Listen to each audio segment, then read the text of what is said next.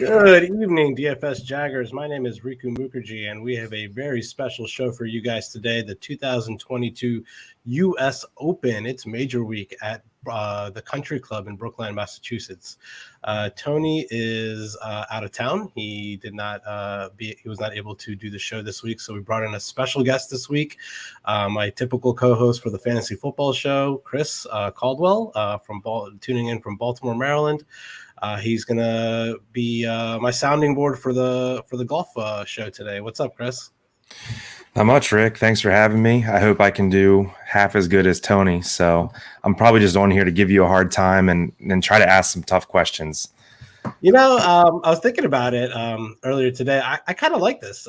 It's nice to get someone that's not completely in the golf space, because I think when me and Tony do the show, we're pretty over analytical about guys, and we know like pretty much every single guy in the field in and out. But sometimes it's nice to get like a little general public perception from somebody like you, who doesn't know the ins and outs of like every single golfer in the field, and kind of just watches it like recreationally and plays DraftKings recreationally and kind of bets recreationally. So it's kind of nice to get that perspective a little bit every once in a while. So definitely glad that you're joining me here today as we talk about the U.S. Open. I know you've been betting golf this year, following our picks, but how you been doing so far ROI wise? You got to be up on the year, right? Yeah, all I can say is if you watch Nickel City Mafia channel, take 3 or 4 of the top 10 guys that you guys tout every week, and Tony's model, and you bet them top 5 and top 10, you're doing pretty well this year. So I know you guys have been frustrated because you've been hitting a lot of second place. And what's funny is, I usually do T5, T10. Well, last week I only bet winners, and I hit a second place person, Tony Finau. So, so I'm going to go back to the old ways this week and grind out some T5s and T10s. And there's quite a few people I like this week. So ready to talk about them. With a pretty deep field like the U.S. Open, you're always going to get some nice value. And it sucks that you had that Tony Finau outright, because his nickname is Top 10 Tony. So you got to bet him top 10 no matter what. He never wins. He always finishes in top 10. But went against my own mantra. Yeah, so if you guys are new to the page, if you guys are new to the show, my name is Riku Mukherjee, and my Twitter handle is right below me. That is Chris Caldwell. His Twitter handle is right there below him. We are part of the Nickel City Mafia YouTube channel. We do this golf show every week, so please, if you guys like our content, please like and comment on the YouTube page. We're also live on Twitter. Subscribe to the Nickel City Mafia Twitter page and the YouTube channel. That goes a long way to help keep the show free for all you guys. So real quick, we'll just do a real quick recap of last week, the RBC Canadian Open. We didn't hit any outrights on the show, but overall for me, it was a pretty good DFS week. Had a lot of Rory, had a lot of Finau. I didn't have any JT last week, so that hurt me a little, but I definitely was heavy on Fitz and Lowry, who finished in the top 5, top 10. So overall DFS wise, I had a pretty good week. I think I made like 1.5x of my investment. Did not unfortunately hit it outright because Rory took it down. But it was a very, very exciting tournament for the PGA Tour. As bad of a week as it was for the PGA Tour, given the other things going on in golf in the world, as far as the Live Tour goes and stuff like that. There's nothing more that the PGA Tour could have asked for on Sunday besides a Rory, JT, Finau final group. And then on top of that, with all 3 of those guys shooting basically in the low 60s, and it was just so exciting to watch. I tweeted this out on Sunday that, while that was going on, I was glued to the TV. I was on the edge of my seat. Whereas the final round of the Live event, which I watched, I kind of slept through it. Charles Schwartzel won. Congratulations. Yeah, he won $5 million, which is more than everyone in the top 5 combined that won at the RBC Canadian Open. I get that. I get the money aspect of it, but there's no better product at the moment when it comes to golf than the PGA Tour, because you literally have the top players in the world playing at the highest level. And it was exciting. It was an exciting week to watch it, because there has been so much talk in the golf world about this rival golf league and how people are making so much money, and now people are going to jump ship to that league. But the product was just not that good. I mean, there was a couple nice things when it came to a cool little leaderboard, a shotgun start, all these little different nuances that eventually, the PGA Tour has to, maybe make some changes to the way they present the product. But there's no better thing than three of the best golfers in the world on a final group on Sunday, coming down the stretch, going, round by round, just like blow for blow, and Rory coming out on top, who's obviously the face of the PGA Tour. So really good week when it comes to the product aspect of it for the PGA Tour. Do you have any thoughts about any of that? Yeah, let me ask you something. So I haven't really stayed super up with Liv, just like small talk here and there. But isn't it kind of good for the PGA Tour that there's a rival? Don't you know, like a rival always like pushes you to improve and pushes you to be better. Absolutely. So I feel like unless Liv like does a clean sweep and they get 10 guys out of the top 30 in the world at least, it's not going to last, man, because PGA is going to consistently, push its product to be better as well.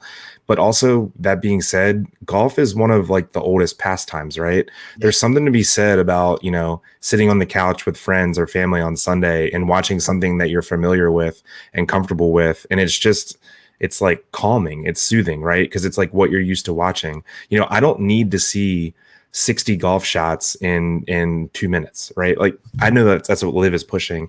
I feel like it's good for like the very active like bettors and people that watch more often. But for 90% of golf fans that are casual, like myself, I want to watch what I'm comfortable with. So that's just my opinion on it right now.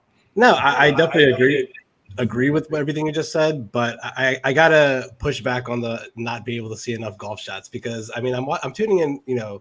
Imagine just watching a football game and you only get to see like 70% of the plays. Like, that's no fun. Like, I get the fact that golf days on the PGA Tour are really long. It's like 9 hours of coverage and all that stuff, but I wish the product would be a little bit better, in the sense that I wish we would see some more golf shots, because that's what I'm tuning in for as a DFS player, as a bettor.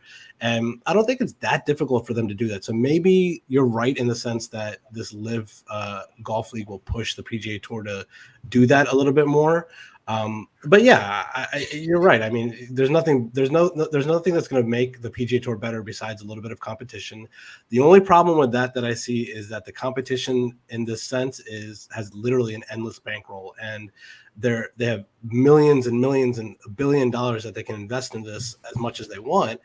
And if they're going to give the top players in the world a chance to come over and make way more money than they're making on the PGA Tour, it's going to be tough to stop them from doing that. So I don't know what exactly is going to happen.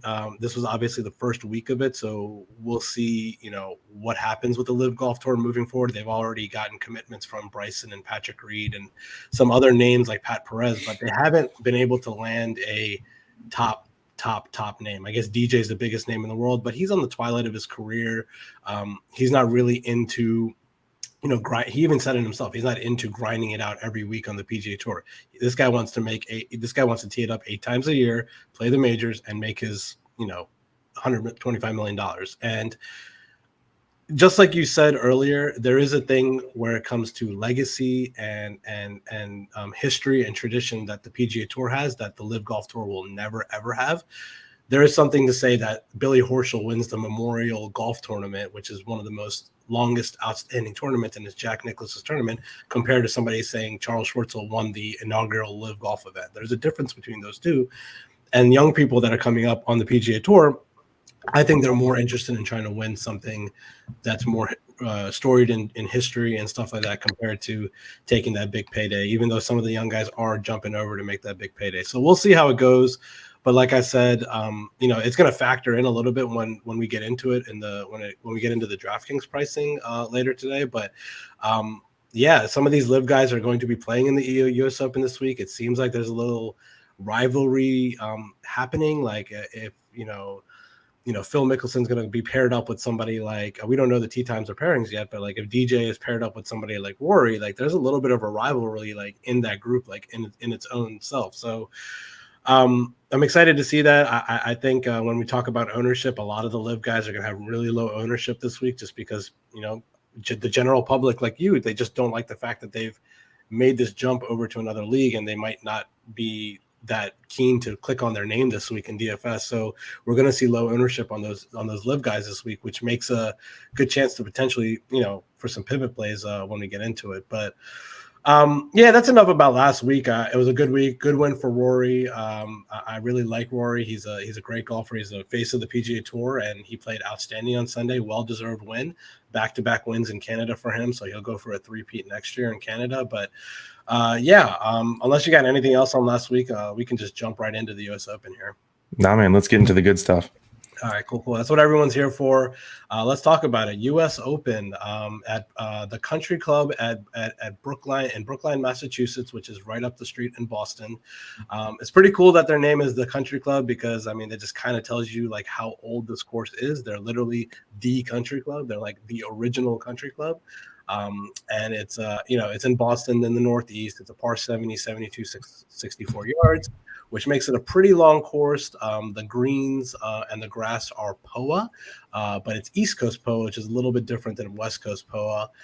The greens also have a little bit of bent grass like built into it. So it's mainly POA with a little bit of bent, but when it comes to statistics and running our models and stuff like that, we're just using POA as our green source there.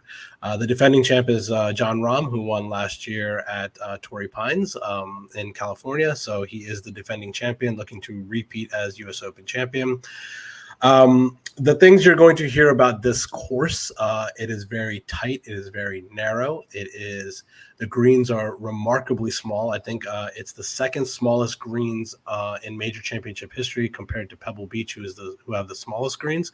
So the greens are very, very small. So approach play, obviously accuracy is going to be very important this week when we talk about our key stats.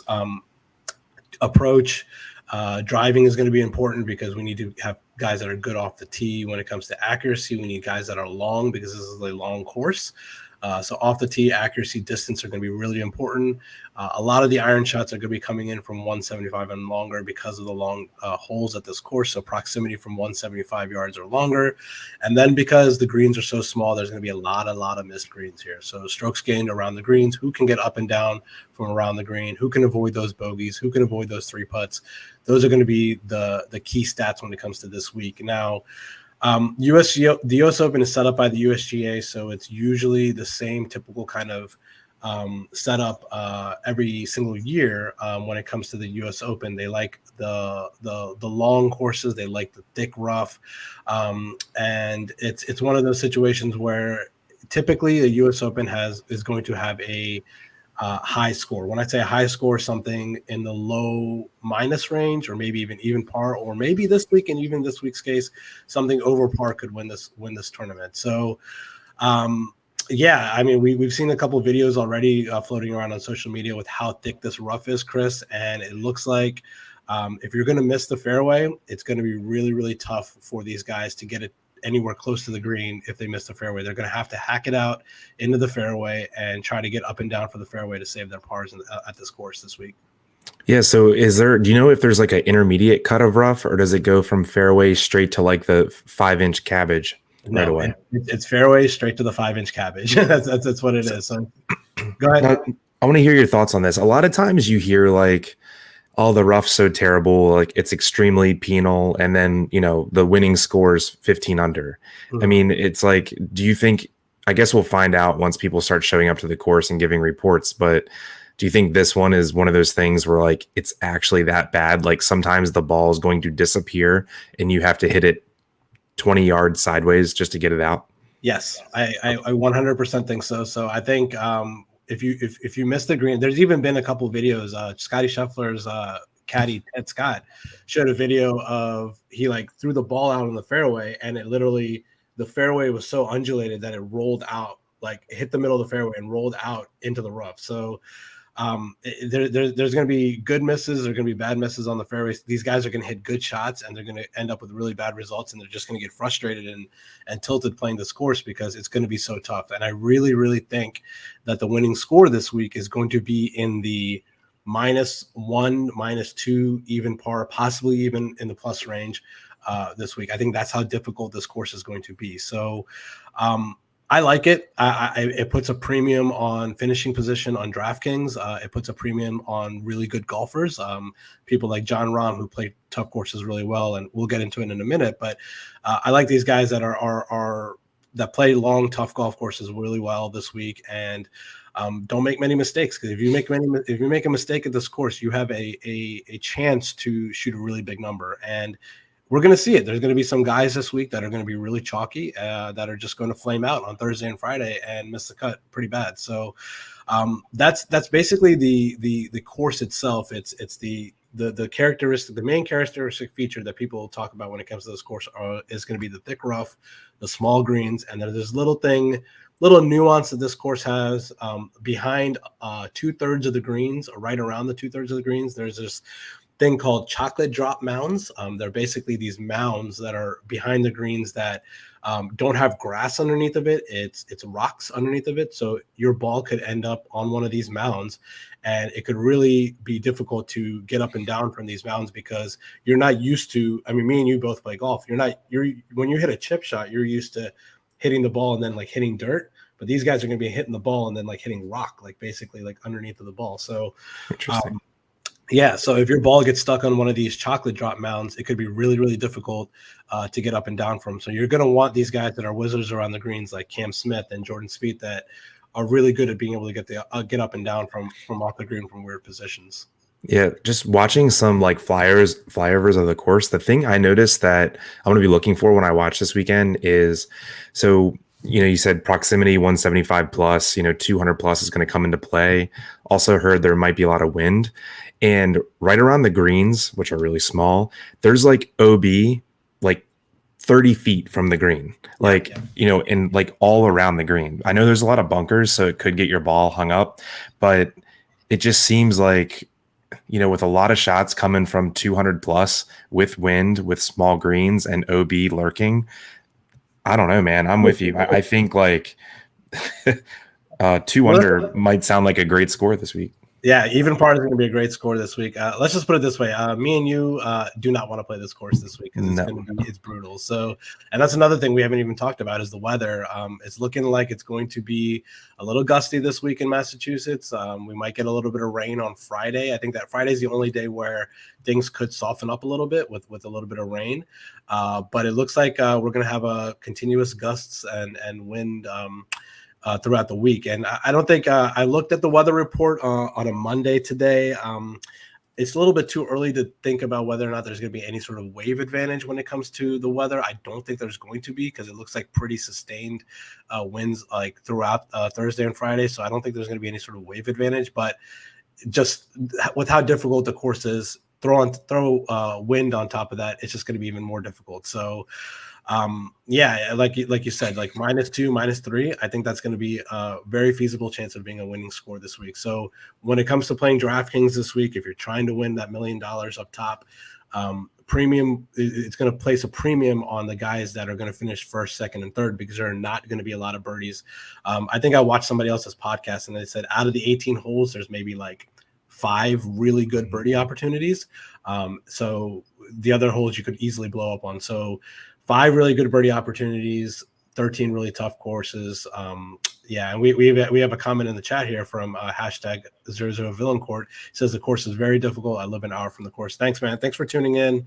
Please subscribe to the channel if you haven't subscribed already. But yeah, everything that I'm hearing on social media and the flyovers, really, really difficult course. So let's get into it. Let's get into these top guys in the 10K range that are going to be soaking up all this ownership at top. We started off with Scotty Scheffler, number 1 player in the world, 11,300. With underneath him is going to be JT at 10.9, and then down with Rahm, Rory at 10.5, and we round out the bottom of the 10K range with Cam Smith and Colin Morikawa. Now these are arguably 5 of the best players in the world. Scheffler, JT, Rahm, Rory. We already know what it comes to when it comes to those 4 guys. They obviously rate out really well in Tony's model here. 6th, 2nd, 4th, 3rd overall. The guys below them, Cameron Smith and Colin Morikawa, they are probably the next tier down from these 4 guys, which makes sense when it comes to the pricing. Chris, I know from a general public perception, like what do you when you see this kind of pricing for these 6 guys, like is there anything that jumps out at you right away, or anything that you don't really understand about the pricing, or anything like that when it comes to when you take a look at this? Sure. Just in this top 6 here, there's just one that I just don't understand. And maybe you can tell me, you agree with me that it's wrong, or tell me why it's right. Colin Morikawa doesn't belong here at all. So that's the first thing that stands out. I mean, maybe if you in a GPP, you want to get a little bit of, ownership on him, but I just don't see. It's hard to explain to me why you would play him when there's 6 or 7 guys below him that are in much better form and you're saving money on it. I just don't see how you can possibly click his name this week. The second thing in this group that stands out for me is I think Scheffler is a great bet this week. I don't know if I can get there in DK though, because why are you paying, $500-$700 extra for someone, at least in my opinion, doesn't stand out above Rahm and Rory? What do you think? Yeah, so I'm glad you say that, because from a general public perspective, that someone who casually watches golf, they don't understand why Scotty Scheffler is priced $11,300, even though he's the number 1 player in the world, when you got the names of Justin Thomas, John Rahm, and Rory McIlroy right below him. And I get that. But I think when it comes to DraftKings pricing, they usually price the number 1 player in the world at the top of the board. And the fact that Scotty's won 4 or 5 times this year, and he's literally been the hottest player on the planet, the pricing makes sense. It just from the naked eye, it just doesn't make sense, because we know the caliber of players JT, Rahm, and Rory are. JT just won the PGA. John Rahm is the defending champion. Rory just won last week. Yes, Scotty hasn't won in a month, but he won the Masters earlier this year. He won 4 times in a 6-event stretch earlier this year. The hottest player on the planet. I think it's a well-deserved price, but when it comes to ownership, when it comes to looking at ownership, you are right. Well, the people are going to look at this and they're going to say, why am I going to pay $11,300 for Scotty Scheffler when I can drop down and pay and save a little bit of money and pay the price for JT, Rahm, or Rory? And it's actually coming out of when I'm looking at the ownership projections on a Monday, still a little early in the week. JT, Rahm, and Rory are soaking up all the ownership, with Rory being the highest owned in this range, which makes perfect sense. The guy's coming in off of a red hot Sunday, a win last week. So Rory's definitely going to be the highest owned guy in this range.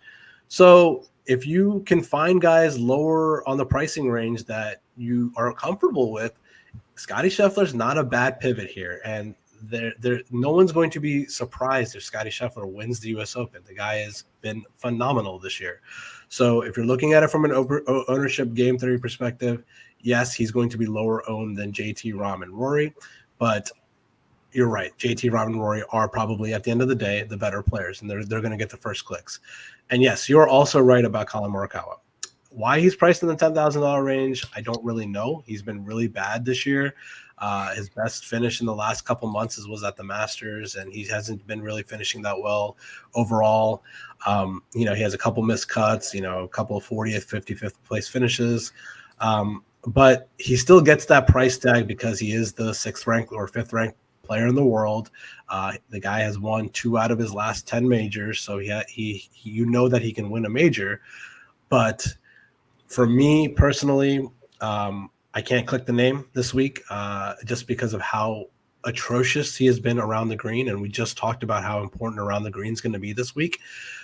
He has been so bad with his putter. He's been so bad with his chipping that I just think that even though he's phenomenal accuracy wise, if he misses these greens, he's just going to automatically lead to a bogey, possibly even a double bogey for him, which is not going to be good news for somebody that you're paying $10,000 for. So ownership wise, yes, him and Cameron Smith are both going to be direct pivots off of Rory because they're both going to be way less owned than Rory. But I can't imagine clicking Colin Morikawa's range. Cameron Smith intrigues me a little bit more just because of how much of a wizard he is around the green. But he has been so squirrely with his driver that I just have a bad feeling that he's going to miss a lot of fairways. He played really well last week on Friday, Saturday, Sunday. On Thursday, he played terrible last week, but he came back and grinded out a cut last week. And then played really well on the weekend. So his form was great coming in. He's besides Scotty Scheffler, he's probably been the second best player on tour this year. But at the top of the range here, the clicks are going to be JT, Rahm, and Rory, and the pivots are going to be Scotty, Cameron Smith, and Colin Morikawa. Yeah, at least with Cam Smith, like you can envision a path to victory, right? Because he's amazing around the green with the wedge and with the putter. So if he just has, 2 or 3 hot rounds with the driver, he's there, right? Mm-hmm. I can't even picture a path of Colin Morikawa winning. So, yeah, he's completely off for me. It just seems like Morikawa and Schauffele just should have been switched in pricing, in my opinion. Yeah, I agree. I don't, there's 2 things when you say that. Colin Morikawa and Xander Schauffele should be switched when it comes to pricing. Yes and no. Xander is literally a top 10 machine at the U.S. Open. Colin Morikawa is not. But Colin Morikawa has that winning upside, that winning equity that you just don't get out of Xander. Xander never wins. Like, he just is not one of those guys that wins. And we'll talk about Xander in a minute. But for me, I'm going to go to Jon Rahm in this range. I think he's my favorite play in this range. He's been pretty quiet, in all honesty, this year. Like, we haven't heard much from him this year. He won at the Mexico Open a few weeks ago at a complete jabroni field, a field where he should have won. I think he was like 7-1 that week, so he should have won that event. But besides that, he's been pretty quiet all year. His around the green game hasn't been that great, but over the last few weeks, he's turned it around the green. He's been gaining strokes around the green the last few weeks. So I think that thing that he's been missing earlier this year, because he had this switch to Callaway clubs and he just was not being able to chip and putt really well around the greens, he's flipped that. So I really like Rahm this week. We know how much of a wizard he is off the green. Off the tee, he is literally the best driver of the ball on tour. Like, him and Rory are the 2 best drivers of the ball on tour. He's had, I think I saw something where he had 40 straight events where he gained off the tee. So this is a course where he's going to gain off the tee. He's going to be accurate, and his approach play is gonna pay off for him, because he's going to be able to stick it close. Or if he misses a green, I think his around the green game has gotten better to the point where he'll be able to get up and down from par. He is one of the best players in the world at tough golf courses. We saw it last year at Torrey. We see it every year at Torrey with him, where he plays Torrey South phenomenally, and overall at courses where that are tough. A couple of years ago at the BMW Championship, where the winning score was like -1 or -2, he won that tournament because he knows how to play tough golf course as well. And he said it himself that he hates these tournaments that are just like putting contests, where they just, everyone hits the green in regulation and whoever makes the most putts wins. He likes to be able to shape his shots. He likes to be able to make shots and be the type of guy that finishes and wins tournaments where golf shots are at a premium. When I say golf shots, I mean difficult golf shots are at a premium. And Jon Rahm is that guy for me in this range. He's my pick to win this week. I bet him. I got a good number on him at 17-1 this week, compared to JT and Scheffler and Rory, who are all going off at like 10 or 11-1. So I like that little price bump I got in the betting market when it comes to Jon Rahm at 17-1. And I like that sandwich pricing that he has in this range between JT and Rory, because I think most people are going to be clicking the JT Rory name. So I'm going to click right in the middle there and go with Jon Rahm as my pick in this range. Yeah, we're on the same page. He's my favorite play from this range. And then Morikawa, full fade for me. Yep. And Scheffler, I like in GPPs, like you said earlier, because the pricing is so much higher. I think he'll probably be second or third lowest owned from this range. So I like him a lot there. Yeah, I completely agree with everything you just said. Morikawa was a full fade for me. Jon Rahm's my top play. Scheffler would be a good GPP pivot. I'm not really sure what I want to do. Like, you can't play everyone in this range when you play GPP, so I'm not really sure what I want to do with JT or Rory. If I had to pick, does JT's driver worry you just because he sprays it? Yeah, a little bit. You're right when it comes to that. I think I'd rather, if I was to pick between those two, I'd rather go with Rory. They both played really well last week, and obviously JT's coming off of a major win. Rory has been, one of the best players on tour over the last, 4 or 5 months. So he found his wedges, dude. He's deadly with a wedge all of a sudden. Yeah, Rory is one of those guys that when it came to like 110 yards, he was never really good at it. But last week he was just firing darts left and right. So I know he's going to be the highest owned guy in this range, and if I'm going to play Rom, it's going to be really tough to get Rory in my lineup. So I'm probably going to be like underweight on Rory, but yeah, I don't think I can really get to the field with Rory. So for the general public person like you that's like just sitting there and going to click names, they're going to open this up, they're going to see Rory's results over the last 3 months, and they're going to click the Rory name. So I think that is something that scares me away. Maybe something where I'm playing like a high dollar contest on DraftKings where ownership is a little bit more spread out because they're more sharper plays. Rory could be a play for me, but in like the $15 Millie Maker where there's 250,000 lineups, I think it's probably an easy spot to fade Rory because he's going to be soaking up so much ownership, and just hope that maybe he flames out and doesn't make the cut or something like that. So yeah, that's my really my opinions in this top range. You got anything else up here? No, I think that's it. Yeah, the 9Ks and 8Ks I think is what I'm most interested in. So let's get into those. So let's jump into the 9Ks. This is going to be the area where people might start a lot of their lineups just because when it comes to deep fields like this, like the US Open, there's a lot of soft pricing, meaning we'll talk about when we get to the 7K range, there's a lot of guys in the 7K range that you can click on and be really comfortable with because they're world-class golfers. So a lot of people are going to start off their lineups with a quote-unquote balanced build where they, completely fade the 10K range and start their lineups with somebody in this range.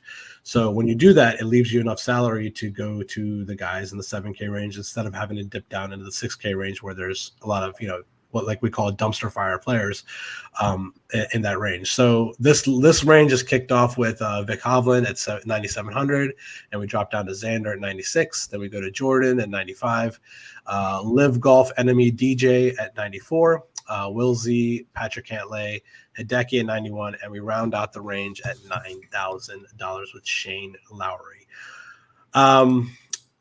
Looking at this range early on a Monday when it comes to ownership, clearly, and I don't think this is going to change much, but clearly the chalk in this range is going to be Xander Schauffele. People are going to immediately click that name because they're going to look at his last 5 years at US Opens, and they're going to see a 7th place finish, a 5th place finish, a 3rd place finish, a 6th place finish, and a 5th place finish. This guy is literally top 7 the last 5 years at US Opens. They're going to see that, and they're going to go, okay, there's just no way in hell that they're going to leave Xander Schauffele out of their lineups. And I agree with them. I just don't think there's any way that I can leave Xander. He's number 1 in Tony's model overall, and I get it. His tournament history is number 2 overall. He's been so good at these US Open tracks over the last 5 years that there's just no way for me to not click his name. Now, I'm going to eat the chalk when it comes to Xander. I did not bet Xander outright just because he doesn't win. The guy just doesn't win. He is a top 10 machine, and he's good for DraftKings. He's gonna finish in the top 10 for you, but I just don't see him winning. He just, until he actually does it, I just don't believe in him to have that win equity. So like I said, I'm not gonna bet him this week. I'm gonna eat the chalk when it comes to his DraftKings price.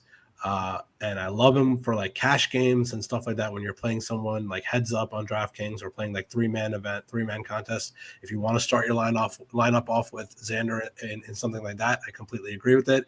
If you want to be aggressive and start with somebody like Rory or Rahm and then go to Xander as your second man in, I like that too. That could be a little bit different. But yeah, Xander is just the clear cut, great play in this range. And, I would love to hear your thoughts on Xander being like the general public kind of guy. I'd like to try to convince you just real quick to bet Xander, not to win, but so Xander to finish T10 is plus 200. Yeah. He's finished top 7 5 years in a row. So if you're telling me I get 3 more places for him to do something he's done 5 out of 5 years, I'm getting 2 to 1 on my money. Just mathematically, that's working really well for my brain. So I'm definitely going to have a wager on Xander T10. I mean, maybe that's a fish play, but let's be honest. He's done it. Reel in that fish. Yeah, whatever, man. You can. I completely agree. Like I said, I don't think I could bet him in the outright market, but a top 10 wager at plus 200, I think that's pretty free money. I mean, this guy's been so good, and he's been really good, like just in general, like over the last couple of months. His form coming in has been great. So I like the chalk there. So if I'm going to eat the chalk with Xander, I think I got to fade those guys right around him in the top of the 9,000 range with Vic and Jordan and DJ. DJ, I'm just not going to get to just because he just has been bad this year. I don't like the fact that he's made this jump to live golf and whatever, but I can't click that name at 9,400, especially when I like the guys below him in that range. But Vic, same thing, a situation as Colin Morikawa, absolutely atrocious around the green, does not know how to chip. He will make bogeys if he misses the green. Jordan intrigues me a little bit. Just like Cam Smith, as we talked about above, he is an absolute wizard around the green. He's so good on the greens with putting. He's won a U.S. Open in the past at a difficult course in Chambers Bay, so we know he can do the win.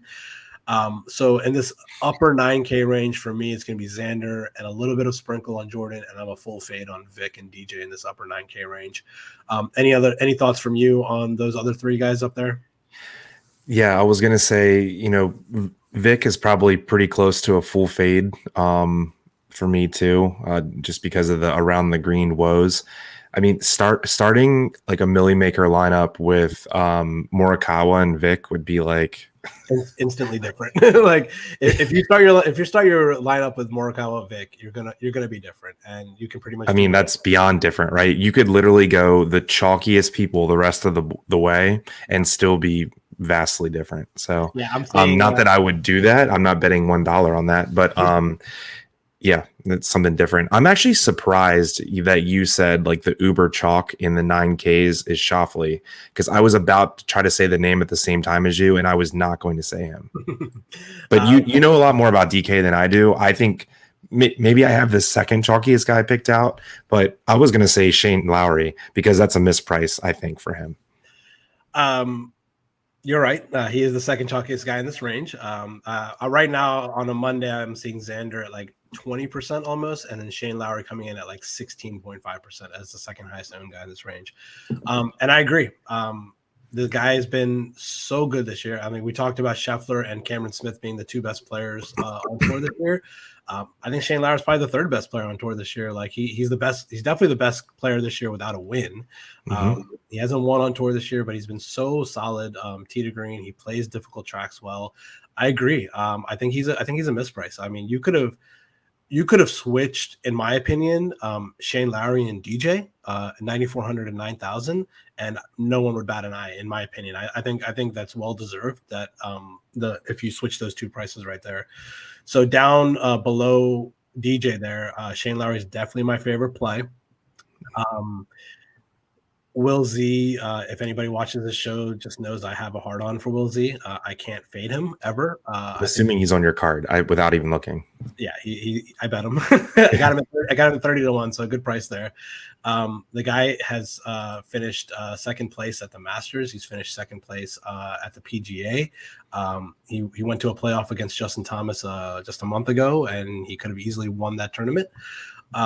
He is a major killer, meaning that his game shows up at major championships. His game translates well to major championships, especially at difficult courses. So I'm going to be on. So my guys here, if I'm going to rank them 1, 2, 3, is going to be Xander, Lowry, Zalatoris, and everyone else I'm probably going to be a full fade on, except I could probably have a little bit of sprinkle on Jordan Spieth in this range. I mean, you're like reading my paper right now. Xander and Lowry, far and away my top two in this range. Also like Spieth and Will Z, full fade on Vic and Cantlay. And Dustin Johnson. 0 of all three of them.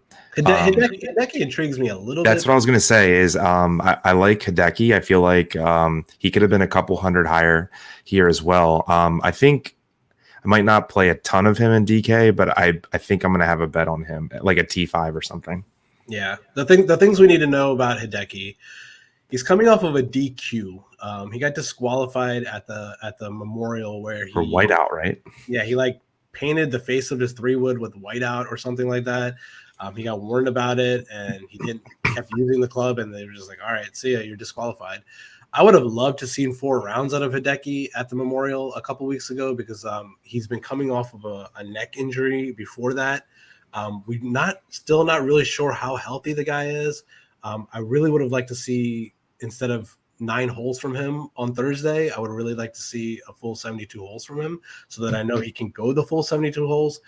He's going to be low owned in this range because of the lingering neck issues, the DQ, no one really going to him, especially with chalky Shane Lowry right below him. So pretty interesting pivot play for me if you're going to go to Hideki game theory wise. Cantlay, the guy is – I'm not clicking on a Cantlay name in the majors until he does something. The guy's been so bad at major championships in his career. I don't know what it is. You feel like this course would be absolutely perfect for Patrick Cantlay because he's been so good besides major championships. Like this year, he's like been phenomenal. And I can talk you out of him other than just he sucks at majors. Okay. His driver's not good, man. I mean, you see, so he's 67th in the field in good drives. Okay. So I don't. He's such a good golfer that I'm actually scared to just full fade him only because of the major, thing. But then when I saw like his driving stats this year are not good either, that convinces me I can just fully cross him out. Yeah, he's definitely my number one fear of a full fade in this range. I don't have a fear of fading Dustin Johnson. I don't have a fear of fading Vic Hovland. I do have a fear of fading Patrick Cantlay, just because we know, like you said, how good he is, how good of a golfer he is. But you're right, he's been squirrely with the driver, and you need to have accurate drives here. But like I said, his major championship record has been so bad. I don't know if he just gets nervous for major championships. I don't think he would, because he seems like such a boring guy. Like I don't think anything would like shake him like that. But couple like last month at the PGA, he was like literally a DFL, like last place, and I just don't think that he's a good play in this range, especially with Will Z right above him and Shane Lowry right below him. I'd rather go to those two guys over him. If he burns me, he burns me. I'll just take it on the chin, but I need to see something from Patrick Cantlay at a major championship before I ever click his name. So yeah, man, I'm like 3 times more interested in Hideki than I was 5 minutes ago. Just talking through this with you. If I'm doing cash lineup, I'm like definitely starting with Xander and Lowry. Mm-hmm. I mean, feel like that's just so freaking solid for a cash lineup.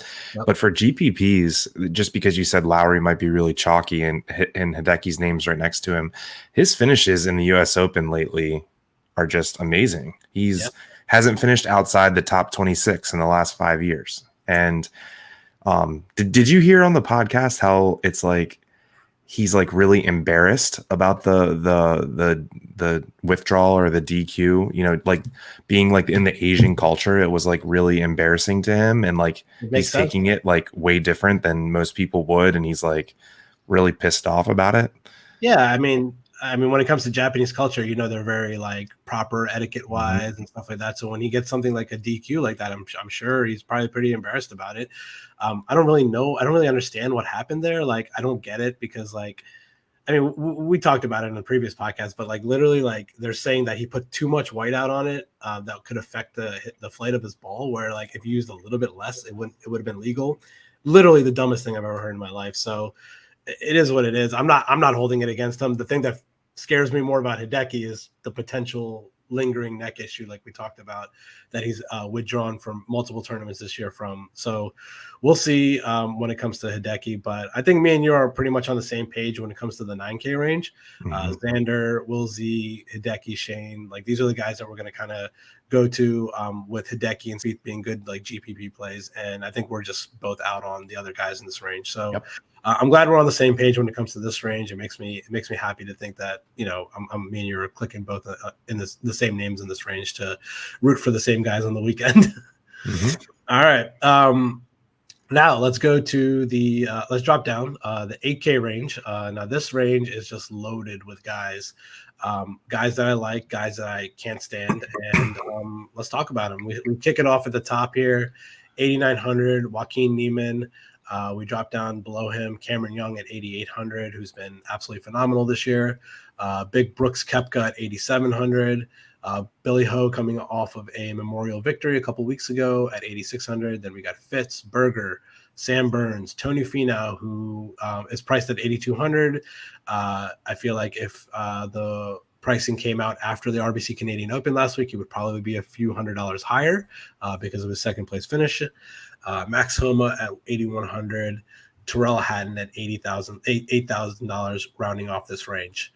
I got some hot takes in this range, Chris. Let me hear what you got to say about this range before I talk about my things. Okay. I'm not sure how hot they are, but I'll give you a couple of things. I don't think I'm going to play Brooks whatsoever. I think he's a full fade for me. So hopefully you don't say you're all in on him, because then I'll. Tony Finau, I think I'm just much more of a Tony Finau guy than you and Tony are. So I probably am going to go back to Finau because his form is just amazing, dude. He's a completely different player than he was even a month ago. Yep. He just looks so comfortable and natural. I don't know that I can just completely fade Finau just in case, like you said, like he's not a winner. He's a, top 5, top 10 kind of bet guy, DraftKings guy. I don't know what his ownership will be in, but I got to have some Finau. And then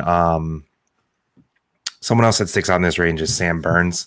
Dude is just red hot this year, and I just think he's like a blossoming star in the PGA Tour. So he has amazing win equity, and I don't know, man. I just think he's really good. Like he's what's his rank in the world? Top 12, top 15. Okay, I was gonna say like 8. Like he feels like a top 7 or 8 golfer to me. So yeah, I mean, just we'll talk about it more, but my hot takes are, full fade on Brooks because ninth in the world right now. 9th. Okay. Full fade on Brooks. I think Billy Horschel's mispriced. He's probably about 400 to 600 too much, in my opinion. In on Burns, in on Finau. And I want to hear your I need to hear your Cam Young, because I could easily be convinced to be all in on Cam Young. So give it to me. All right. Yeah, I mean, the top of the range here is just, I'm all in on both of these guys. Niemann and Cam Young are just my guys that I play every single week. Now, the thing I like about Cam Young this week is I think his ownership is going to be depressed a little bit because he's coming off of... He shot like an 82 or whatever. Yeah, he shot an 84 at the final round at the Memorial. I'm not going to hold that against him. He had one bad round. It's literally like the only bad round he's played on tour all year. We've seen how well his game translates to different courses, long courses, short courses, courses that require accuracy, around the green, putting. This guy's overall game is like really, really good. So when it comes to my favorite plays up here, Niemann and Young, if you watch the show, I'm on them every single week. Those two guys play tough course as well. When we look back at Riviera earlier this year, those two guys were 1 and 2 at that tournament. Niemann won. Cameron Young finished second at that tournament. I do like the Riviera potential comp to this course, just because of the difficulty of the course. I'm with you on Brooks, full fade on Brooks, which is the first time I'm going to fully fade Brooks at a major ever. I think I just have never done it. What about a U.S. Open? I mean, that's like his major. He's best here. Right, exactly, and that's the scary thing. And I'm not as scared to fade Brooks as I am like Patrick Cantlay, but his you can't deny his U.S. Open history. 1-1-2-4. Is that his last 4? Yeah, so 4th place last year. The year before he had the wrist injury, so he didn't play the 2 years ago. But the 3 years before that were second, first. That's scary. Yeah, I agree with it. Agree with you. U.S. Open Brooks is a thing. But now he has blonde hair, man. Everything's different. He dyed it back to brown for his wedding. What? Yeah, he's back to brown hair. I think. Now you got to bet him to win. Oh no.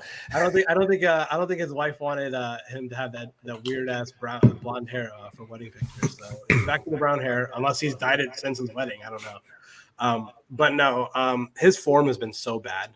As you can see in Tony's model here, he's 71st in the field, and when it comes to form rank, I'm just out on him, man. I just don't think he really cares that much about golf. I think he cares more about his brand.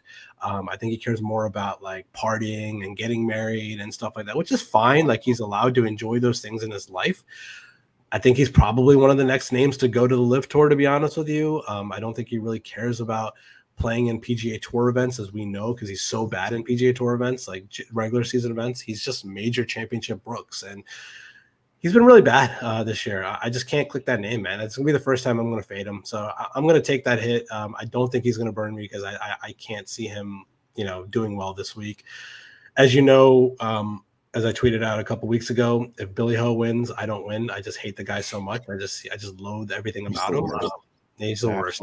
When it comes to his demeanor on the course, when it comes to his game, I can't deny that his game has been playing really well. He obviously is coming off of a win at Memorial, but I'm out on Brooks Koepka. Like you said, I think Billy Ho is a little bit overpriced here just because he's coming off of a win. My hot take here is I need to talk about Max Homa. Max Homa priced at 8,100, in my opinion, is a misprice. I think he should be at the top of this range. I think he should be 8,900. Maybe even 9,000 potentially. Like him and Shane Lowry. Like I think I put them at the same level.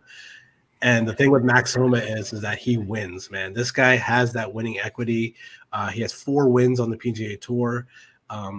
I never used to go to Max Homa. Tony slowly over the year has talked me a little bit more and more into him. He just won a few weeks ago at TPC Potomac. The guy plays classical, tough golf courses really well. He's won at Quail Hollow. He has won at Riviera, like we just talked about, with Riviera being a potential comp here.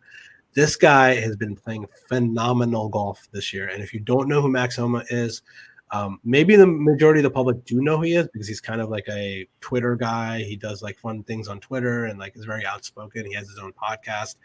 But Max Homa is my favorite play in this range, especially with the fact that he's going to be a direct chalk pivot off of Tony Finau and Sam Burns right above him. Because right now I'm looking at it and it looks like Finau and Burns are getting the most ownership in this range. So I definitely like the Max Homa chalk. And if you're going to go to someone, the Max Homa pivot when it comes to ownership. So if you're going to go to someone in your GPP lineups, Max Homa is my favorite play in this range. I think he's going to win. He's on my betting card. He's on Tony's betting card too. So I definitely love Max Homa. What are your thoughts as the general public guy when it comes to Max Homa? Okay, so this is going to be hard for me to do because I've slowly fallen in love with Max Homa this year. But I'm not going to attempt to talk you out of him because I obviously can't. But I'm going to ask questions and I'm going to see what you think. Okay, so his last 2 appearances at the U.S. Open, he's missed the cut. I get it. He's not the same as he was the last 2 years. He's blossomed this year. He's one of the best up-and-coming golfers. Okay, this course demands good drives, driving accuracy, and magnificent short game. Max Homa is 77th in the field in short game aggregate, and he's 59th in the field in good drives. Neither of those are good numbers. Why do you feel this way about Max Homa? Is it just your heart, or are you looking at numbers?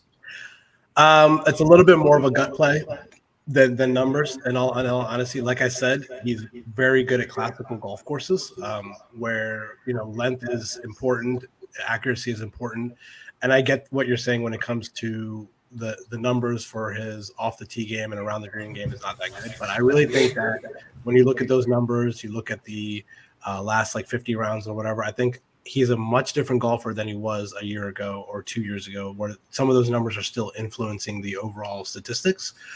I think right now Max Homa is primed to break out in a major. We haven't seen it in a major before. He has a pretty bad major championship record, but I think he's due for a breakout as a breakout candidate at a major. And the one thing that I like about him over Tony Finau right above him is I think that he can actually win the tournament, whereas Tony cannot win the tournament. So I really like him as a direct pivot off of Tony Finau, off of Sam Burns in that range. That's just like it's more of a gut play than the numbers for me. There's something to be said about being able to visualize, the person holding the trophy, and he just looks ready. And I get you. He just looks like a tough competitor. And now I'm with you. I think I'm going to be there on him. And you're probably right. He's going to be pretty low owned with Burns and Finau sitting right next to him. Someone we didn't talk about yet, and I can't believe we've been on this slide for 10, 15 minutes and you haven't talked about Matt Fitzpatrick. So in, out, kind of in, what are you doing? I'm in. He's on my betting card. He won the U.S. Amateur here in 2013. So that's the last time that like there was any like competitive like real golf at this venue. So we know he has a good history here. And I like him, man. He played well last week. He was my pick to win last week. He was first round leader last week, and then kind of fell apart a little bit. Does he have that winning upside? We've never seen him win on the PGA Tour before. We've seen him win overseas before, but at courses where par is a premium, I like Fitz. And a lot of people say like Fitz is like short off the tee. He's really not, man. The dude is long. I was watching some of his drives last week. The guy was hitting it like 330, 340 off the tee sometimes. So I don't think he's as short as people think. And then when it comes to around the green and putting, he's just an absolute wizard with a putter. He just makes bombs out left and right out of nowhere.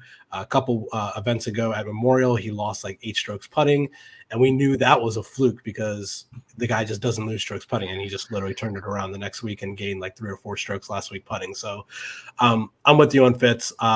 If I'm going to play Neiman, Young, Fitz, and Homa in this range, I gotta fade the chalk here with Sam Burns and Tony Finau, which scares me a little bit because, like you said, Sam Burns, I like him, just can't get to him if I'm going to go to Fitz above him and Homa below him. And Finau, his form has been great. I just gotta cut those 2 chalk pieces out of my pool if I'm going to try to win $1 million this week. Yeah, I mean, I can see fading Burns and Finau on DK, and rolling with Fitz, with the ownership help there. But on a betting card, I can't get there with Fitz over Burns and Finau personally. I'm seeing something now in the numbers that's kind of turning me off about Fitz. He is borderline atrocious, one of the worst in the field from 200 plus, and also on par 4s over 450. And that's not a good sign on this course because there are a lot of par 3s, as you know, it's par 70, and they're long par 3s. Only one of them is short. The rest of them are at or a couple of them are well above 200 yards. So if you needed to be talked out of Fitzpatrick, I hope I just did it for you. If you need to be talked into Fitzpatrick, I hope Rick did it for you. But I don't know, man. I'm not going to have a strong lean on him one way or the other. Yeah, and the other thing with Fitz is that he is coming a little bit chalky. It's literally the ownership is soaking up between those 3 guys. Finau 1, Burns 2, Fitz 3 when it comes to ownership. So my pivot right there is going to be Homa. Another good pivot in that range potentially is Daniel Berger. Potentially it's sandwich pricing at 8,400 right there. I just can't click the Berger name just because I'm not really a Berger guy. I feel like he's been having this lingering injury all year. I just don't like him at U.S. Open setups. I'd rather play him at like a PGA Championship setup. He has pretty good U.S. Open history, but I can't click that name. So I'd rather eat the chalk with Fitz and do the pivot with Max Homa, and then my guys up top obviously are Neiman and Cam Young. So those are my 4 plays in this range. I feel like Berger has like minimum of a 20% chance of a withdrawal. So like, why would you bet him? Seriously, I'm not even like trying to make a joke. I'm just saying, like, I honestly think he has a back problem, and if your back flares up, you're out. So yeah, no, I agree with that.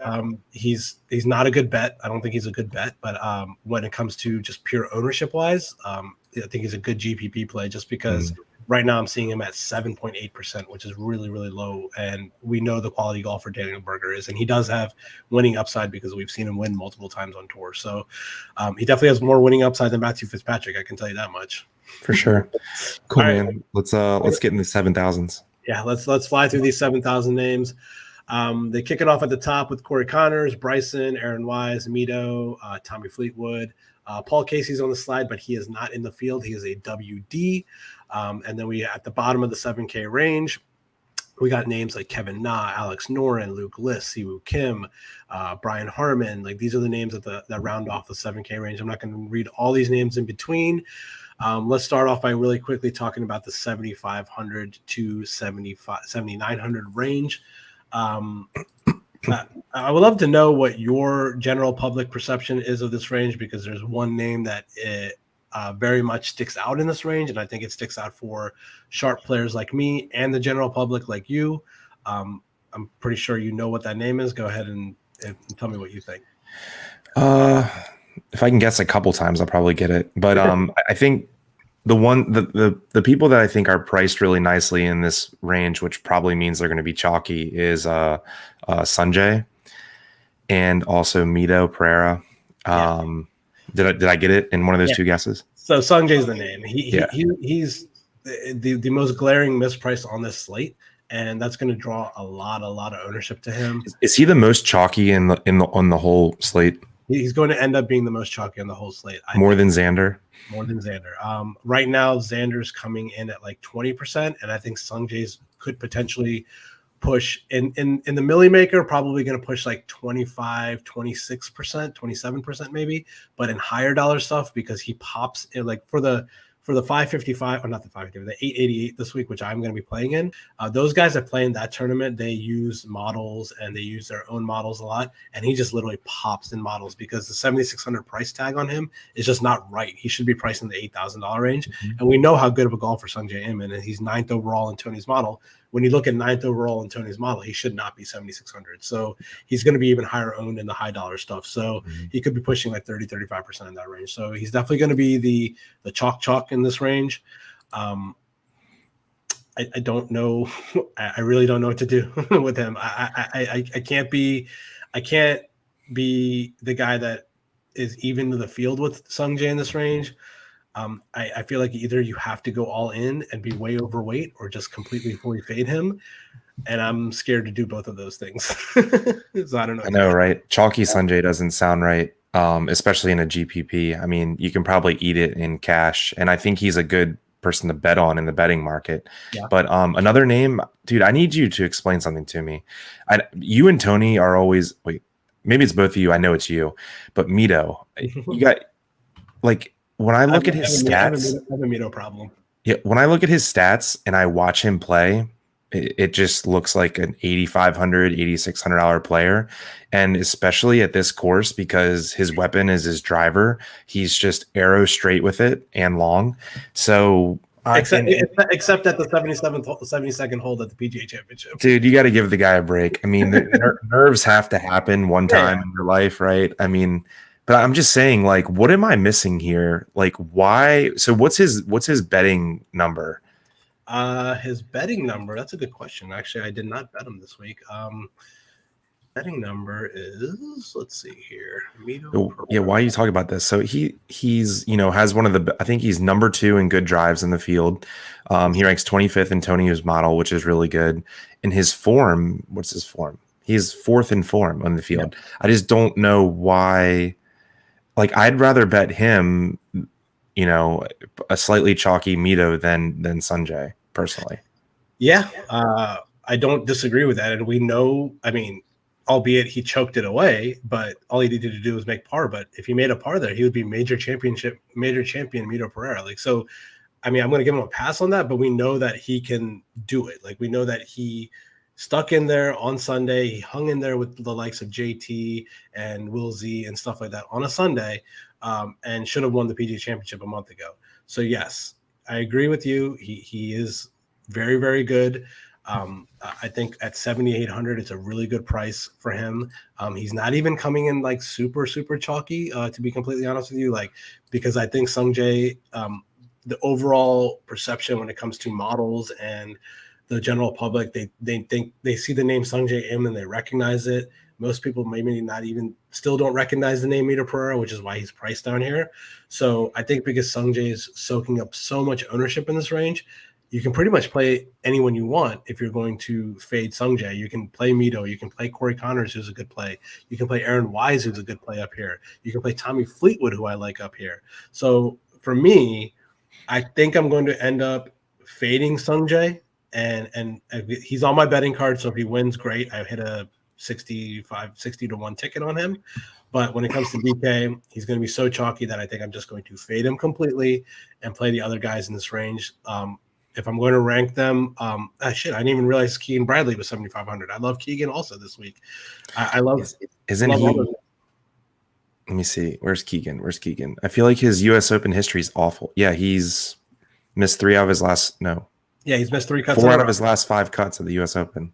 Yeah, so not a good US Open history here, but he is the hometown guy. He's going to have the crowd behind him. He's a straight up Boston guy, and he plays tough courses pretty well. So great driver of the ball. Great driver. He's amazing. We know what Keegan is. We have enough data on Keegan over the last 15, 20 years that we know what he is. He's a great driver of the ball. He's a great approach player. He just has no idea how to putt the ball.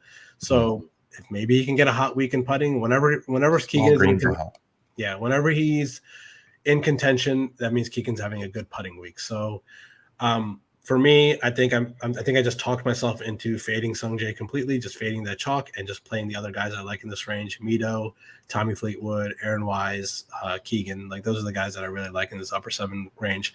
The other guys: Taylor Gooch, Seamus Power, Abraham Answer, Louis. These live guys. I'm not clicking those names. I'm going to fade those guys.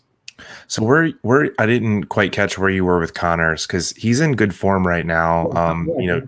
What? I like him this week. I think it's a good price on him, 7,900, coming off of a T10 last week at the Canadian Open. We know how accurate he is off the tee. We know how accurate he is off his iron play. Pretty similar to Keegan, just a bad putter around the green guy. He's not that great. But I think 7,900 is a good price tag for him. I don't really know what his winning upside is. Winning upside for this range is he's very similar to everyone else. No one else really has a really good winning upside. Keegan's the only guy. Right, he's the only guy in this range with a major. Bryson, I forget Louis. Bryson. Yeah, no, Louis never. He hasn't won. No, he's won. He's won the Open Championship a long time ago. But yeah, I don't really know what his winning upside is, Corey Connors, but I do like him as a GPP play. I think he's really good in this range, especially if you're going to fade Sungjae. Cool. Do you have any thoughts on any of these other guys before we drop down to the low 7s? No, there's a couple low 7 guys I want to talk about though. Yeah. Go ahead. I'll let you kick it off. Who do you like in the low 7s range? I don't know who exactly I like, but I'll tell you who I'm intrigued by, and I want to hear your take. Webb Simpson, first and foremost. So he's what's that? I'm out on Webb. You're out completely. Yeah. Okay. Yeah. So he ranks, being this low in pricing, but ranks 22 in Tony's model. He has immaculate US Open history. I just don't think he's the same golfer. I mean, like, we know his immaculate US Open history. He has that because he won the US Open 10 years ago. But he has an 8th, a 16th, and a 10th. 3 of his last 4 times. Yeah. I haven't played him all year. He's coming off of a big injury. But his recent form is good. I know your thing is like, you want to see him do it before you get back on the train. And I completely understand that. But I feel like in these big GPP, like hundreds of thousands of people in them, you almost have to like take that leap of faith and bet it before you see it. Right. So I don't know. I feel like he would be a fun GPP play in that. Yeah, he's definitely going to be low owned. He's definitely going to be less owned than like someone like Keegan right above him. Obviously, less owned than like Sungjae right above him. I just think he has more win equity than most people in this range. Yeah, personally, I don't disagree with that. The guy was a winner like until he got injured. I used to bet Webb every week, but I just think something's happened to him this year where he's just not really in form. I mean, he has a couple like top 30 finishes his last couple times out. I get that he's maybe turning it around a little bit. So if you like that, if you like that turnaround capability and think that he could potentially pop, 7,400 for Webb Simpson is a good price. We know when Webb is peak Webb, he's not a $7,400 golfer. He's a $9,000 golfer. We know how good of a golfer he can be. Mm-hmm. So if you want to try to play that narrative there, I don't mind it. Just not for me. Mm-hmm. Okay, so I'll try to guess who you like down here. I know Tony's going to be all over Munoz. Great driver of the ball. Decent price for him. You're probably on Davis Riley and or Varner. Both. Okay. Definitely love Davis Riley. Definitely love Harold Varner. I like Riley more than Varner. Varner is scares me a little bit just because he has a tendency to blow up, especially on weekends, but he's been really good recently. He was in the final group at the Charles Schwab Challenge a few weeks ago. He played well last week at the Canadian Open. I don't mind Varner. He'll be a good GPP play for me. Davis Riley, we talk about guys you want to be early on. I still think it's the time to be early on Davis Riley just because not many people know him. He's been really, really good the last like 2 months on tour, dating back all the way to the Valspar when he was in a playoff against Sam Burns. And I had a ticket on him that week and I could have won it, but Sam Burns ended up dropping a putt on me. But ever since then, he's been really, really good. He's a grinder. He knows how to play long courses well. 7,300 for a really young guy that's coming in low owned that not many people know is a pretty good opportunity to be early on someone. And I know like people that watch the show are maybe like, oh, he just only likes the young guys or whatever. But these young guys, I mean, I watch golf every week and I watch him play every week. I do watch it where I formulate my own opinion about this guy. And the guy is a really good golfer. He's from Alabama. He's kind of like Justin Thomas's like protege from Alabama. He's like Justin Thomas light when it comes to his golf game. He's a great driver of the ball, great tee to green player. Coming in, he could potentially come in a little bit higher owned, maybe. I don't know. Right now I'm seeing like 10, 12% on him. So maybe a little bit chalky for him, but I like the play. I don't see any reason why I would go away from Davis Riley in this range. Yeah, I'm with you. He's fun to watch play, and he's definitely an up and coming guy. I get to say something about the other guy that you said you're on down here, Varner.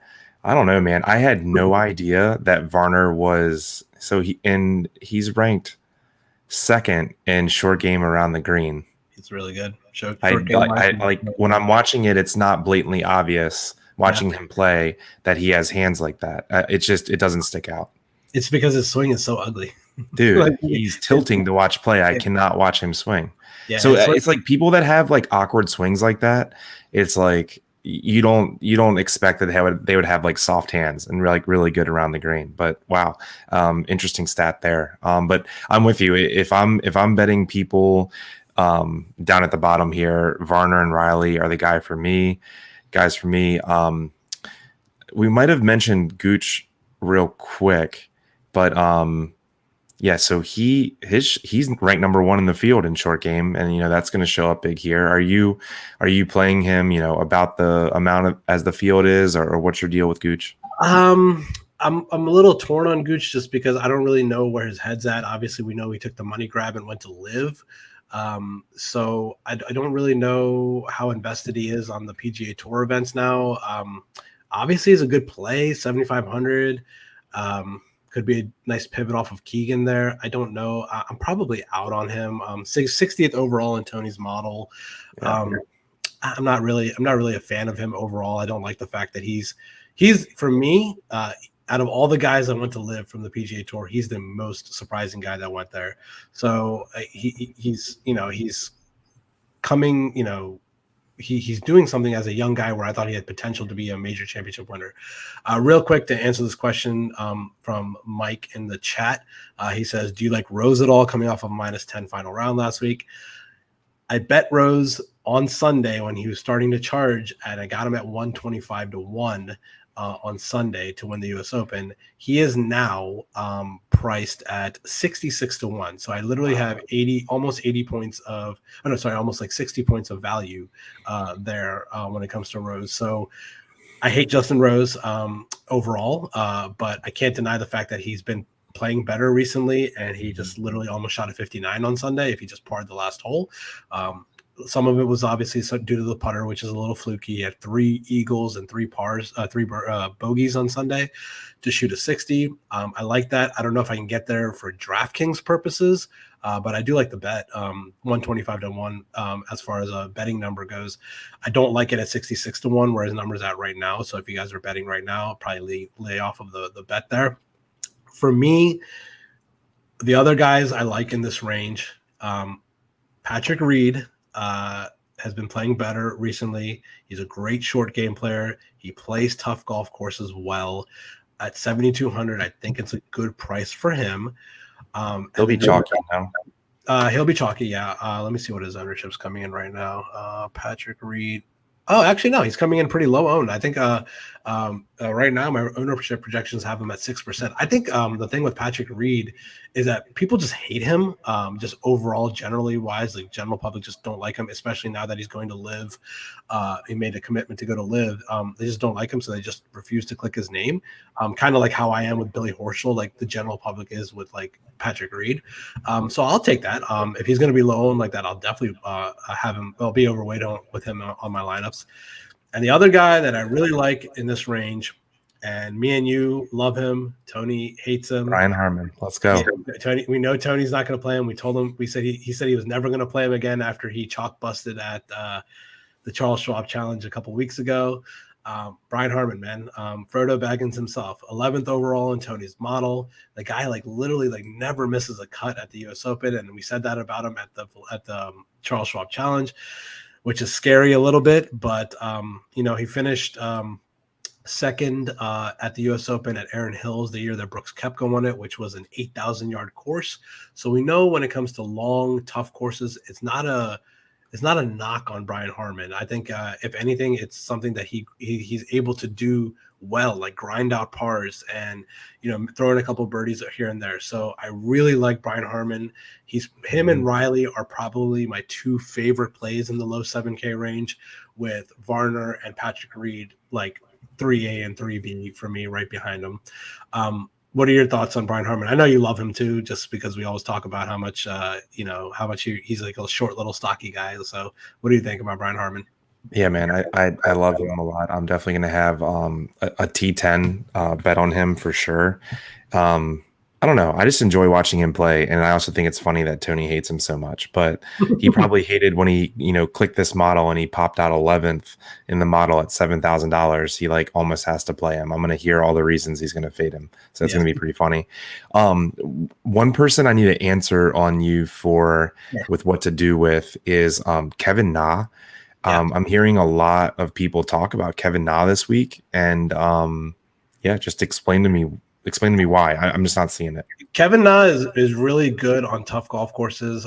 The reason why people aren't clicking but he's missed 3 cuts in a row at U.S. Opens, and they're at tough golf courses. So so the people give him a little bit of a pass on that, just because people care more about like recent form or like what he's done for you recently. And he's been really good on tour recently. He has a 7th place finish his last start, 23rd, 42nd, 26th, 14th, his last like 4 starts before that.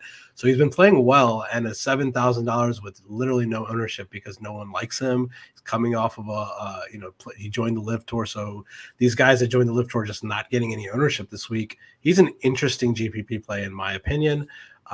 Don't really know like where his mind's at when it comes to how interested he is at major championships, but we've seen him play well at courses like Augusta and stuff like that, other like difficult golf courses. So yeah, he does have 3 straight missed cuts at the US Open, which is obviously also steaming his ownership down. So I think he's a good play at 7,000. I mean, me personally, I'd rather play Brian Harmon or maybe even like Patrick Rodgers or Alex Noren before I click Kevin Na's name. But I can see the love for the general, DFS community for Kevin Na, especially because he's going to be so low and like literally no one's owned. He's like 2% owned at the moment. Wow. So yeah, I could see. I mean, you can like if you play like 150 lineups like I do, you can put him in like 10 lineups and like 15 lineups and have 10% and be literally 5x the field. So pretty good GPP play. I don't mind it. And I'll give you my probably my favorite play. I think him. So this guy and Harmon are going to be my 2 most owned guys in this range, and I doubt you're going to be playing him, but I want to hear your take. Gary Woodland. Gary Woodland breaks my heart, man. Every time I play him, I never get him. I can't not bet him. I don't know how. I just never get him right. Like whenever I play Gary Woodland, he sucks, and whenever I don't play him, he plays well. Tough call for me. I'm probably a fade on him. To be honest with you, I don't know. He's a little squirrely with the driver at times. I like him at courses where he can club down and hit like 3-wood off the tee, which you can't really do at this course. You need to hit driver. So I don't think I can get there with him, man. I think I'd rather play like at 7,100. I think I'd rather play, or 72. I don't know really anyone else. Sepp Straka intrigues me a little bit. Adam Scott. This is the lowest I've ever seen Adam Scott be priced before. Yeah. 7,200 is so low for him, and we know how good of a quality golfer he is. But Nah, man, I think I'm out on Gary Woodland, but I can see the intrigue there. Yeah, I mean, he's ranked 24th in the field in good drives, which we know is really important here. And he plays, the best part of his game is, his 4-iron, 3-iron, and hybrid clubs. Like he's so good at that, 190 to 230 distance, and that's in high demand this week. So Yep. I don't know, man. He's probably just not going to make the cut, but he, you could easily see Gary Woodland, in competition on Saturday and Sunday, and he's kind of like one of those FOMO guys for me. So I'm gonna have to have something there. Cool. All right, let's drop down into the dumpster here, 6K range. There's a lot of names you can just cross off here. A lot of these guys have qualified via US Open qualifying. Everyone from like 6K up to, I guess, like Minwoo Lee. Definitely everyone from like 6,300 to 6K is just like automatic cross-offs for me. I just can't click any of those names. From 6,900 down to 6,400. A couple names pop for me, but nothing I really like it like I did at like the PGA Championship or other tournaments here. One thing we forgot to mention, the cut here is top 60 and ties. And this is so it's a little different than a regular tour event where it's top 65 and ties. And this is a full field event. So the 6 of 6 percentage this week is going to be super low, probably in the single digits somewhere. So for me, crossing off all these guys at the bottom for sure. At the top here, I don't really like that many people, man, to be completely honest with you. Kurt Kitayama at 6,700 is somebody I've been playing. Adria Arnas is somebody who plays on the European Tour. He ranks 35th overall in Tony's model. He's not somebody that really not many people know, but he's been pretty good on the DP World Tour this year. He had a win a couple months ago. And he actually has pretty, I think the one time he played the US Open, he finished pretty well. Francesco Molinari is okay. I can't really click his name. Man, I really don't have many names down here. One guy I was heavy on last week who actually paid off for me was Danny Lee at 6,700. He shot a 63 for US Open qualifying, which got him into this event. And then he played really well last week. He was actually one of my core pieces last week, and I think he finished like top 15. So I definitely think I could go to some Danny Lee in this range. Nobody really else for me. I know Tony likes Guido at 6,600. He finished fourth last year at the US Open at Torrey. I think I'm out on him. Sam Horsfield's a good play, overseas DP World Tour player. Richard Bland was the first round leader last year at the US Open, but he's now a live guy. I'm not really in on him. Harry Hall is a guy that's a name that I've been seeing popping on some people's podcasts this week at 6,400. He won on the Korn Ferry Tour last week, which I think is what got him into this event. So if you're thinking about someone who's playing good golf, I mean, it takes a little bit to win. You have to be good to win on the Korn Ferry Tour. So 6,400, not a bad idea for Harry Hall. Minwoo Lee at 6,400 is not a bad play. The guy I think he finished top 10 at the Masters earlier this year, or maybe with the PGA Championship. I can't remember. His sister Minji Lee just won the US Open for the LPGA Tour last week. So we know maybe a little bit of sibling rivalry could maybe get him a little fired up to play this event. But other than that, man, I really don't have many names. I'm not going to play the likes of Brandon Grace or Phil Mickelson or any of these guys. Don't really do anything for me. Lucas Herbert does something for me. He's been playing pretty well at majors this year. Wyndham Clark played really, really, really well last week at the RBC Canadian Open. So maybe that's a name we could click on. But I think most of my lineups are going to round out in the 7K range, especially with the guys that I really like in the low 7K range. I don't see myself clicking more than like 3 or 4 names in this range, man. Yeah, I mean, my first question is just like, why? I mean, there's really no reason. If I even have to go down to 7,100 and 7,000, like I'm playing Woodland and Harmon. Yeah. But if you had to, for some reason, save an extra $100 or two, I'm going to play Francesco Molinari. His worst finish at a U.S. Open in the last 3 tries is 25th. Other than that, he has a 13th and a 16th. I guess, right? Really good short game player, ranks out decent in Tony's model. So, yeah, if I was absolutely forced to save the extra $100 or two, I could go Francesco. Yeah, no one down here in the 6K range really has good U.S. Open history. I mean, Brandon Grace had a 7th place finish last year. Don't really care about that. Guido, like I said, had a 4th place finish last year. My boy Rikuya Hoshino, 26th place last year. I only like him because he has the same name as me, Riku. But I'm not going to click his name. I can't really get there with him. Cool, our darling, we got to talk real quick about our darling from last week. Chris Gotterup. He got steamed up to like 25% in high dollar GPPs last week. He was the guy to go to. No one's going to play him this week. He is 6,600 this week. Just a quick thing about him. He is the Haskins Award winner, so he's the #1 college golfer in the country. He won national championships and individual awards left and right.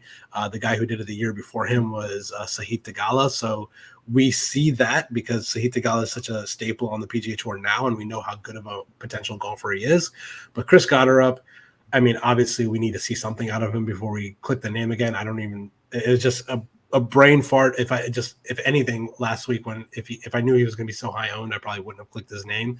Obviously missed the cut. Played pretty well, I guess. I mean, he just couldn't drive the ball at all. But I'm not going to click his name this week, but I could see potentially clicking his name in the future, or maybe going to him this week as like a low owned, like, if you just want to take a shot on somebody with good upside.